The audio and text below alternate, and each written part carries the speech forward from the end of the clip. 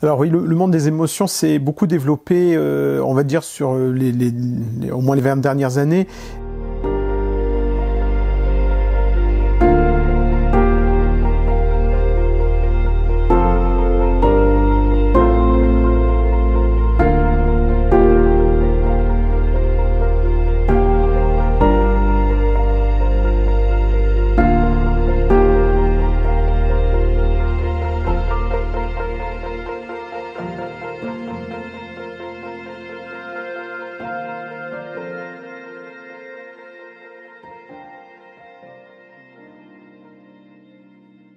Alors oui, le monde des émotions s'est beaucoup développé, on va dire, sur au moins les 20 dernières années, dans tout le monde de l'éducatif, du développement personnel. Peut-être dans les générations passées, c'était des éléments qu'on considérait beaucoup moins. Beaucoup de personnes des anciennes générations n'ont pas su composer avec leurs émotions en étant quelque chose qu'ils ont plus subi que vécu avec. Et c'est vrai que c'est quelque chose maintenant qu'on essaye de développer de plus en plus, parce que simplement on se rend compte de l'importance de la réalité du monde des émotions dans nos vies. On ne peut pas faire ça en réalité. Oui, quand on parle des émotions, il y en a 6 fondamentales en fait, qui sont la joie, la colère, la tristesse, la peur, la surprise et le dégoût.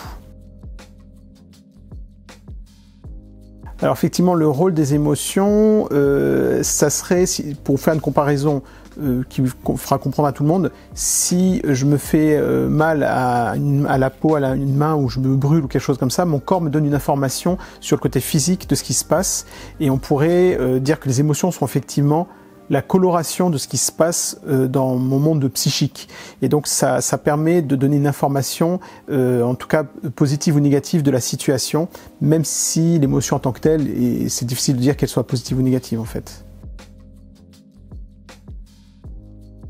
Donc, effectivement, si une émotion en tant que telle n'est pas décrite comme positive ou négative, les effets sur la physiologie sont quand même réels, et on peut décrire des points positifs et négatifs. Et notamment, les émotions dites négatives, je mets des guillemets justement, c'est sur les modèles animaux, on peut remarquer que un animal, à beau être un animal, il peut vivre des émotions, et les émotions dites négatives, ce sont des émotions qu'il évite.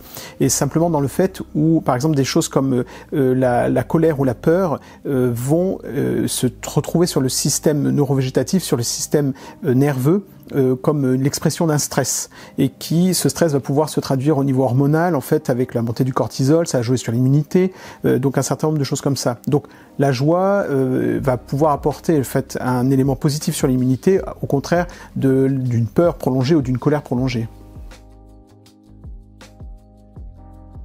Alors c'est une question intéressante, surtout si on regarde un peu le protestantisme historique, où on peut voir qu'il y a eu dans les années passées plutôt une crainte du monde des émotions, avec l'idée que les émotions peuvent nous tromper peut-être sur notre vécu spirituel, et de ne pas confondre spiritualité et émotion. Et alors que quand on regarde le texte biblique, on se rend compte que l'ensemble de la Bible est vraiment traversé par les émotions, notamment la marche du croyant, et on voit des gens qui traversent la tristesse, qui traversent la déception, qui traversent la peur, et au contraire, on voit Jésus qui invite à ne pas être dans la peur, ne pas être dans la crainte. Il propose la joie, il propose la paix, et donc on voit bien que les évangiles et l'ensemble de la Bible considèrent vraiment comme partie intégrante tout le monde émotionnel, et comme une partie importante, et elle appelle la personne croyante à vivre dans un sujet de joie et d'espérance, et non pas de peur et de tristesse en fait. Oui.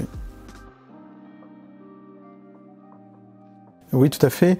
On pense bien sûr au niveau de la tristesse et jusqu'à la dépression. On pense à David, bien sûr, où il y a des psaumes qui sont rédigés. On voit vraiment le désespoir d'un homme. Où dans le Nouveau Testament, on voit vraiment toutes les réactions de peur au travers des apôtres qui fuient lorsque Jésus est à Gethsémanée, que les soldats arrivent. La déception, bien sûr aussi. Alors la grande tristesse en fait qu'ils ont traversée lorsqu'ils ont vu Jésus sur la croix y mourir. Et au contraire, la joie à revenir au travers de la résurrection. Donc on se rend compte, enfin, c'est pas du tout caché dans les évangiles en fait, hein, tout ce vécu humain. Oui, c'est un monde à explorer, c'est un monde à découvrir. C'est vrai que si on n'a pas appris à vivre avec, c'est quelque chose qui doit se découvrir progressivement.